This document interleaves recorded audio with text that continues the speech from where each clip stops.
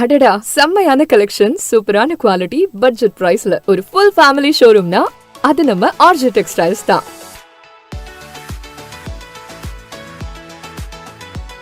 இங்க men's, women's, kids எல்லாருக்கும் மொத்த ஷாப்பிங்கும் இங்கேயே முடிச்சிடலாம். அவ்வளோ ட்ரெண்டியான டிசைன்ஸ், லேட்டஸ்ட் கலெக்ஷன்ஸ் நிறைய இருக்கு. பெண்களுக்கான tops, kurti set, semi western wear, salwars, lehengas, trendy saris, pure silk and cotton silk saris, leggings, night wears, நீங்க எக்ஸ்பெக்ட் பண்ணாத அளவுக்கு கலெக்ஷன்ஸும் கலர்ஸும் நிறைய இருக்கு. நியூ பார்ன் பேபிஸ்ல இருந்து கிட்ஸ், அடல்ட்ஸ் வரைக்கும் ட்ரெடிஷனல் அண்ட் வெஸ்டர்ன் கலெக்ஷன்ஸ் ரொம்ப நிறைய இருக்கு. மென்ஸ்க்கு jeans, shirts, T-shirts, formal pants, stylish and comfortable collections நிறைய. புது புது டிசைன்ஸ் பார்த்த உடனே இதுதான் வேணும்ன்ற ஃபீல் வரும். எல்லா அக்கேஷன்ஸ் அண்ட் ஃபெஸ்டிவல்ஸ்க்கும் ஒரே ஃபேமிலி ஷோரூம்னா அது நம்ம ஆர்ஜே டெக்ஸ்டைல்ஸ் தான். இந்த கிளியரன்ஸ் சேல்ல 10 to 20% டிஸ்கவுண்ட்ல உங்களுக்கு பிடிச்ச ஆடைகளை அள்ளிச்செல்ல வாங்க. RJ textiles, Ariyankuppam, Puducherry.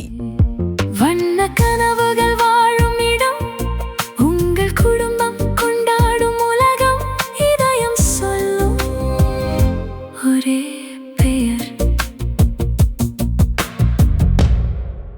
RJ textiles.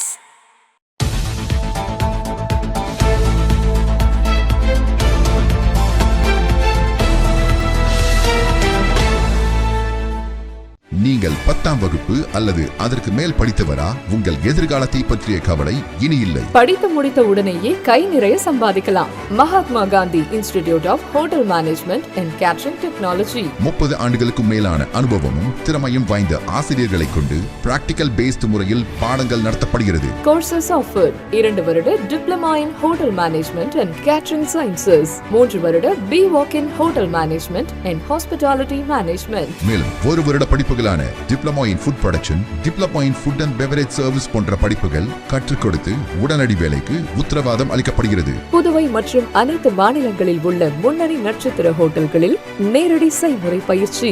எங்களிடம் கேட்டரிங் கோர்ஸ் முடிக்கும் மாணவர்களுக்கு நட்சத்திர ஹோட்டல்கள், உள்நாடு, வெளிநாடு மற்றும் கப்பல்களில் 100% வேலை வாய்ப்பிற்கு உத்தரவாதம். படிக்கும் போதே சம்பளத்துடன் கூடிய பகுதி நேர வேலை வாய்ப்பு ஏற்படுத்தி தரப்படும். கோர்ஸில் சேரும் அனைவருக்கும் 2 செட் யூனிஃபார்ம், கோட் மற்றும் ஐடி கார்டு முற்றிலும் இலவசம். இந்த ஆண்டிற்கான மாணவர் சேர்க்கை நடைபெறுகிறது. கோர்ஸில் சேரும் அனைவருக்கும் diploma in computer, spoken English மற்றும் ஹிந்தி இலவசமாக கற்றுத்தரப்படும். தரமான கல்வி, மிக குறைந்த கட்டணம். Mahatma Gandhi hotel management and catering technology. மாணவர்களின் வசதிக்காக புதுச்சேரி புதிய பேருந்து நிலையம் அருகில் மற்றும் வில்லியனூர் தேருக்கு மிக அருகில் என 2 இடங்களில் செயல்பட்டு வருகிறது. செல் 9600220214 மற்றும் 7200014556. வணக்கம். இன்றைய முக்கிய நிகழ்வுகள். புதுச்சேரியில் நிலவும் அரசியல் மற்றும் நிர்வாக முடக்கத்திற்கு முதலமைச்சர் ரங்கசாமி உடனடியாக முற்றுப்புள்ளி வைக்க வேண்டும். புதுச்சேரி சட்டப்பேரவை தேர்தல் முடிவுகள் வெளியாகி 51 நாட்கள் கடந்தும் மக்களால் தேர்ந்தெடுக்கப்பட்ட முழுமையான ஜனநாயக அரசு இன்னும் செயல்படாத நிலை மிகவும் கவலைக்குரியது. 2026 மே 13 அன்று முதலமைச்சரும் 2 அமைச்சர்களும் பதவியேற்றனர். ஆனால் அவர்களுக்கு எந்த துறையும் ஒதுக்கப்படவில்லை. அனைத்து துறைகளும் முதலமைச்சரின் நேரடி கட்டுப்பாட்டிலேயே தொடர்ந்தன. பின்னர் ஆளும் கூட்டணிக்குள் நீண்ட ஆலோசனைகள் மற்றும் பேச்சுவார்த்தைகளுக்கு பிறகு ஜூன் 17 அன்று மேலும் 3 அமைச்சர்கள் பதவியேற்றனர். அவர்கள் பதவியேற்று 9 நாட்கள் கடந்தும் 6 அமைச்சர்களில் ஒருவருக்கு கூட எந்த துறையும் ஒதுக்கப்படவில்லை. இது முதலமைச்சர் தனது கடமையிலிருந்து தவறிவிட்டார் என்று அர்த்தம். இதற்கு என்ன சொல்ல போகின்றார்? துறைகள் இல்லாத அமைச்சரவை என்பது பெயரளவிலான அமைச்சரவையே தவிர செயல்படும் அரசல்ல. ஒவ்வொரு அமைச்சருக்கும் குறிப்பிட்ட துறைகளில் நிர்வாக பொறுப்பை ஏற்று செயல்பட வேண்டும் என்பதே நாடாளுமன்ற ஜனநாயகத்தின் அடிப்படை கொள்கை. அமைச்சர்களுக்கு துறைகள் இல்லாத பொழுது அவர்கள் தங்களுடைய அரசியல் சாசன பொறுப்புகளை நிறைவேற்ற இயலாது. அனைத்து துறைகளையும் முதலமைச்சர் ஒருவரே தொடர்ந்து வைத்திருப்பது கூட்டு அமைச்சரவை பொறுப்பு என்ற அரசியல் சாசன கோட்பாட்டையே அர்த்தமற்றதாக்குகின்றது. அதிகார பங்கீட்டில் ஏற்படும் உட்கட்சி பேச்சுவார்த்தைகளில் சிக்கித் தவிக்கும் அரசை மக்கள் தேர்ந்தெடுக்கவில்லை. மக்களின் நலத்திட்டங்களை நிறைவேற்றவும், வளர்ச்சி திட்டங்களை முன்னெடுக்கவும், அன்றாட நிர்வாகத்தை திறம்பட நடத்தவும் ஒரு அமைச்சரவையையே மக்கள் தேர்ந்தெடுத்துள்ளனர். முக்கிய இலாக்காக்கள் ஒதுக்கீடு தொடர்பாக கூட்டணி கட்சிகளுக்கிடையே கருத்து வேறுபாடு நிலவுவதாக செய்திகள் வெளியாகின்றன. அவை உண்மையாக இருந்தால் அரசியல் பேரம் பொது நலத்தையும் அரசியல் சாசன கட்சியையும் விட மேலிடத்தில் வைக்கப்படுவது மிகவும் வருத்தத்திற்குரியது. பெருமையாக விளம்பரப்படுத்தப்பட்ட இரட்டை என்ஜின் அரசு இன்று இரட்டை முடக்க அரசாக மாறியுள்ளது. விரிவான வளர்ச்சியையும் நல் ஆட்சியையும் வழங்க வேண்டிய அரசு இன்று நிர்வாக செயலிழப்பிற்கும் குழப்பத்திற்கும் காரணமாகியுள்ளது. இலாக்காக்கள் பிரித்து கொடுப்பதிலேயே இவ்வளவு பிரச்சனை என்றால் நாளைக்கு அமைச்சர்கள் எடுக்கும் முடிவுகளில் எவ்வளவு பிரச்சனைகள் இருக்கும்? அப்படி பிரச்சனைகள் எழுந்தால் இது ஒரு அரசாங்கமாக செயல்பட முடியுமா? முட்டுக்கட்டை அரசுக்கு இவர் முதல்வராக இருக்கப் போகிறாரா? முதலமைச்சர் என்ற முறையில் இவர் இலாக்காக்களை ஒதுக்க தைரியம் இல்லையா? முதலமைச்சர் புதுச்சேரி மக்களுக்கு பதில் சொல்ல வேண்டிய கட்டாயத்தில் உள்ளார்.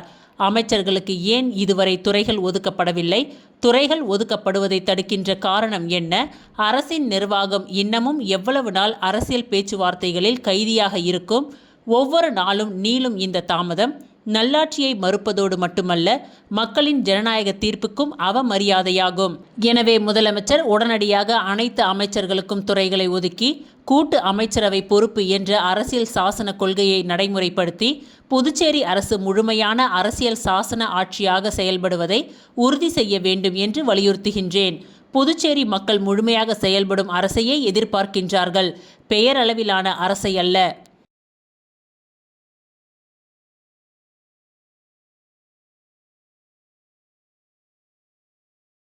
பிரம்மாண்ட பரிசளிப்பு விழாவில் லீக் சாம்பியன்களை கௌரவித்த புதுச்சேரி கால்பந்து சங்கம்.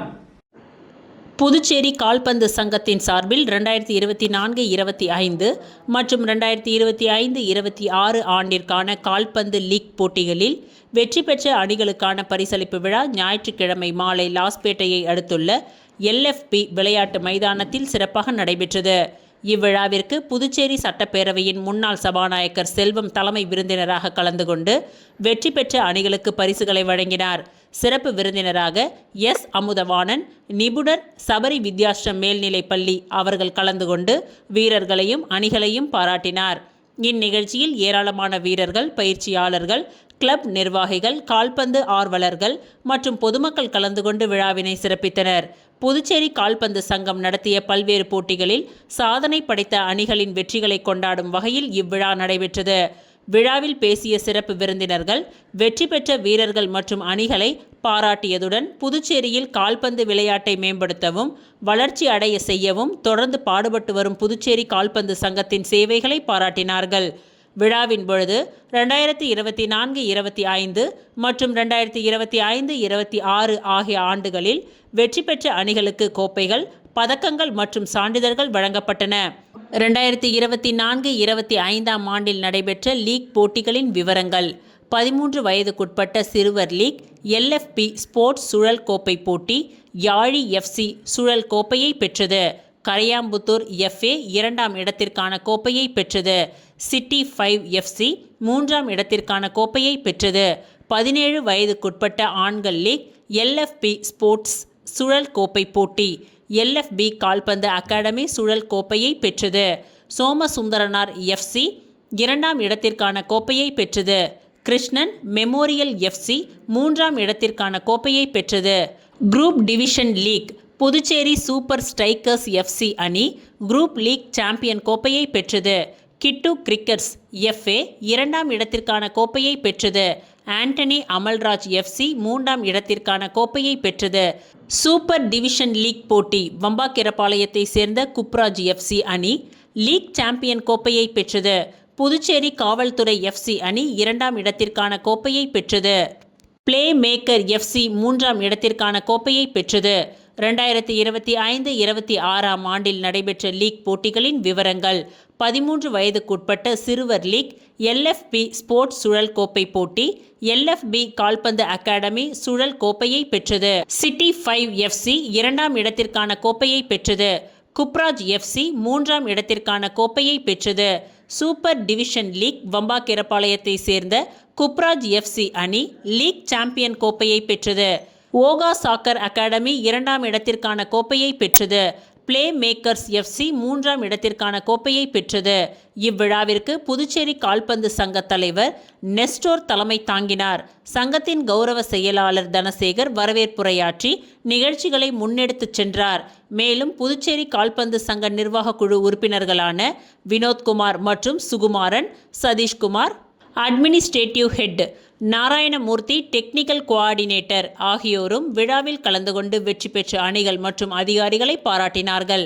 இறுதியாக நன்றி உரையுடன் விழா இனிதே நிறைவு பெற்றது. புதுச்சேரியில் கால்பந்து விளையாட்டின் வளர்ச்சி மற்றும் முன்னேற்றத்தில் மேலும் ஒரு வெற்றிகரமான அத்தியாயமாக இந்த நிகழ்வு அமைந்தது.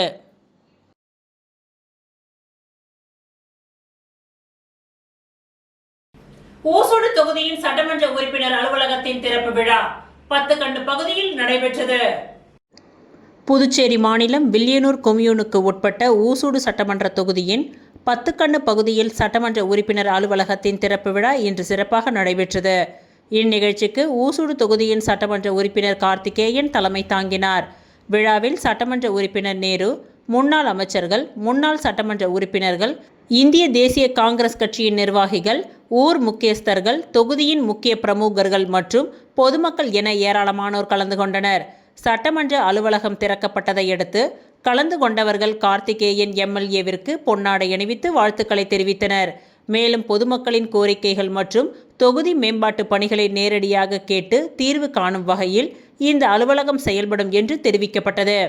இந்நிகழ்ச்சிக்கான அனைத்து ஏற்பாடுகளையும் இந்திய தேசிய காங்கிரஸ் கட்சியின் நிர்வாகிகள் சிறப்பாக செய்திருந்தனர். விழாவில் கலந்து கொண்ட பொதுமக்கள் மற்றும் கட்சி நிர்வாகிகள் புதிய அலுவலகம் திறக்கப்பட்டதற்கு மகிழ்ச்சிகளை தெரிவித்து தொகுதி வளர்ச்சிக்கான நடவடிக்கைகள் மேலும் தீவிரமடையும் என்ற நம்பிக்கையும் வெளிப்படுத்தினார்கள்.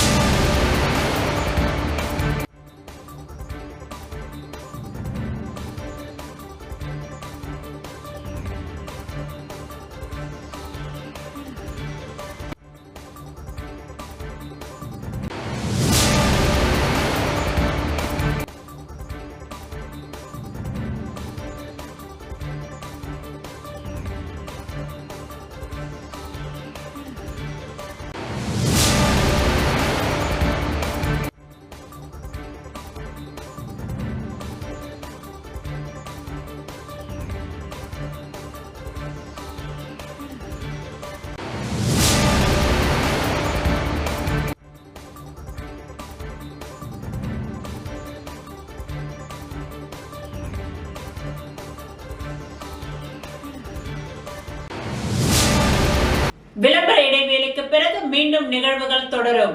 நான் +2ல ஃபெயில் ஆகிட்டேன். இனிமே நான் மேல் படிப்பு படிக்க முடியாதா? ஃபீல் பண்ணாதமா, நாம பாராமெடிக்கல் இன்ஸ்டிடியூட்ல முயற்சி பண்ணி பார்க்கலாம் வா. பாராமெடிக்கல் படிச்சா உன்னோட லைஃப் நல்லா இருக்கும். நாம ஒரு நல்ல இன்ஸ்டிடியூட்ல ஜாயின் பண்ணலாம். எங்க இன்ஸ்டிடியூட்ல சேருங்க, சூப்பர் டிஸ்கவுண்ட் இருக்கு. எங்க இன்ஸ்டிடியூட்ல ஜாயின் பண்ணுங்க, ஸ்பெஷல் அட்மிஷன் ஆஃபர் இருக்கு. ஆஃபரும் டிஸ்கவுண்டும் பார்த்து ஏமாற வேண்டாம். உங்க ஃபியூச்சர் பத்தி யோசிச்சு முடிவெடுங்க. பாராமெடிக்கல் கல்வித்துறையில் அனுபவம் வாய்ந்த கல்வி நிறுவனம் Mahalakshmi institute of vocational training centre. Admission நடைபெறுகிறது. Courses offered: diploma in medical lab technology, diploma in operation theatre technology, diploma in patient care assistant, diploma in dialysis technology, diploma in ophthalmology, diploma in X-ray technology. கல்வி தகுதி 10th pass, 12th pass or fail, any degree. Experienced faculties, well equipped laboratories. மருத்துவமனைகள் மற்றும் இரத்த பரிசோதனை மையங்களில் நேரடி பயிற்சி அளிக்கப்படுகிறது. உள்நாடு மற்றும் வெளிநாடுகளில் 100% வேலை வாய்ப்பு உங்களின் சிறந்த எதிர்காலத்திற்கு வழிகாட்டுகிறது. Mahalakshmi institute of vocational training centre, number 253 Lenin street, பஜனை மடம் அருகில், கொசப்பாளையம், புதுச்சேரி. செல் 9442485060. எனக்கு கல்யாணம் ஆகிடுச்சு, நானும் இங்க படிக்கலாமா? யார் வேணாலும் படிக்கலாம். படிப்புக்கு திறமை தான் முக்கியம், வயது முக்கியம் இல்ல. நம்பிக்கையோட வாங்க, உங்களை தன்னம்பிக்கையோட நாங்க அனுப்புறோம்.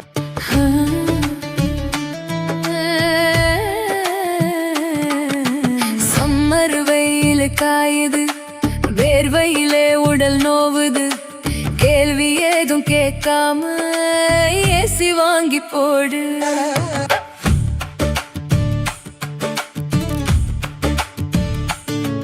பணம் சேரு சென்டர் இருக்கு, கவலை உனக்கு எதுக்கு?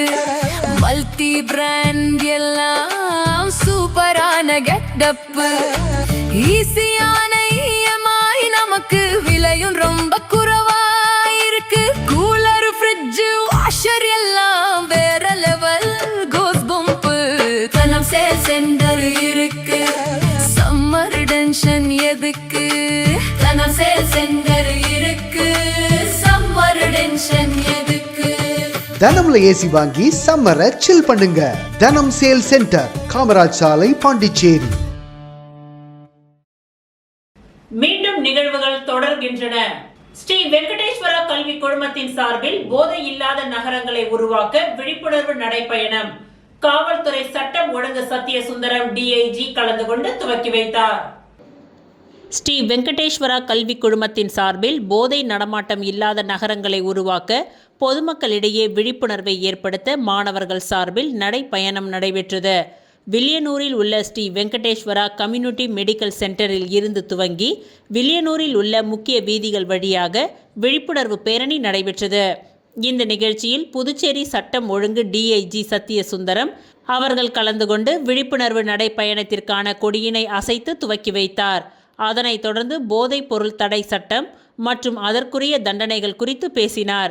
இந்த நிகழ்ச்சியில் மேற்கு பிரிவு சட்டம் ஒழுங்கு போலீஸ் கண்காணிப்பாளர் சுப்பிரமணி, வில்லியனூர் தொகுதி சட்டமன்ற உறுப்பினர் ரவிக்குமார், ஸ்ரீ வெங்கடேஸ்வரா கல்வி குழுமத்தின் முதன்மை இயக்க அதிகாரி டாக்டர் வித்யா, இயக்குனர் ரத்தினசாமி, பொது மேலாளர் சவுந்தரராஜன் உள்ளிட்டோர் கலந்து கொண்டனர்.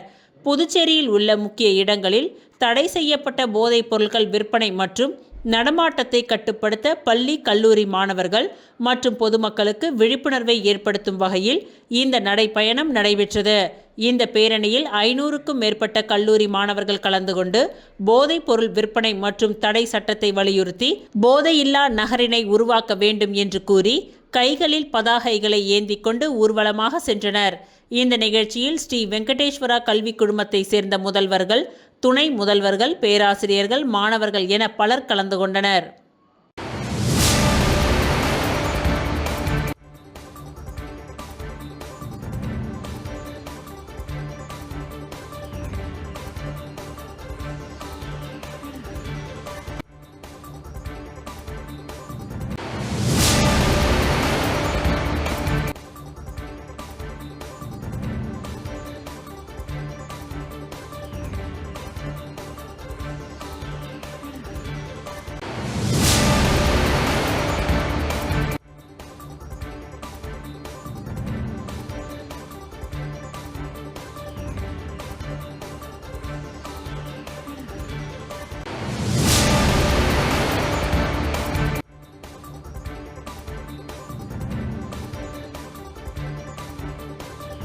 புதுச்சேரியில் உள்ள அனைத்து கோவில்கள் மற்றும் குளங்களை சீரமைத்து நீர்நிலைகளை மீட்டெடுத்து நில வளங்களை பாதுகாக்க வேண்டும் என்று முதலமைச்சர் ரங்கசாமி கேட்டுக்கொண்டார். புதுச்சேரி அரியாங்குப்பம் கொம்யூன் பூரணாங்குப்பம் அருள்மிகு அங்காள பரமேஸ்வரி அம்மன் ஆலயத்தின் அருகே சுமார் 1000 ஆண்டுகளுக்கு முன்பு பல்லவ மன்னர்கள் காலத்தில் வெட்டப்பட்ட மிகவும் பழமையான குளம் உள்ளது. அந்த காலத்திலேயே மழையின்றி வறட்சியால் ஊரே காய்ந்த நிலையில் பொதுமக்கள் ஒன்றிணைந்து இந்த குளத்தினை சீரமைத்து குடிநீருக்கு பயன்படுத்தியதாக அந்த இடத்திலிருந்து எடுக்கப்பட்ட தகடின் மூலம் வரலாறு கூறப்படுகின்றது.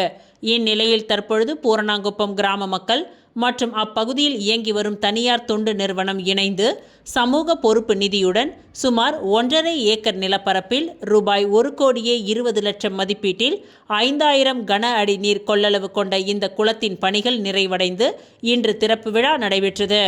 இவ்விழாவிற்கு மத்திய நிதியமைச்சர் நிர்மலா சீதாராமன் தலைமை விருந்தினராகவும் சிறப்பு விருந்தினராக துணைநிலை ஆளுநர் கைலாஷ்நாதன் மற்றும் முதலமைச்சர் ரங்கசாமி, மாநிலங்களவை உறுப்பினர் செல்வ கணபதி ஆகியோர் கலந்து கொண்டு முழியன் குளத்தை திறந்து வைத்து பார்வையிட்டு மரக்கன்றுகளை நட்டு வைத்தனர்.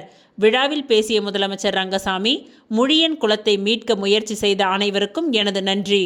பூரணாங்குப்பம் செழுமையான பகுதி, அதிக மக்கள் கூடும் சக்தி வாய்ந்த கோவில், நல்ல காய்கறிகள் கிடைக்கும் இயற்கையான கிராம பகுதி, இளைஞர்களுக்கு இடையே ஒற்றுமை உள்ளது.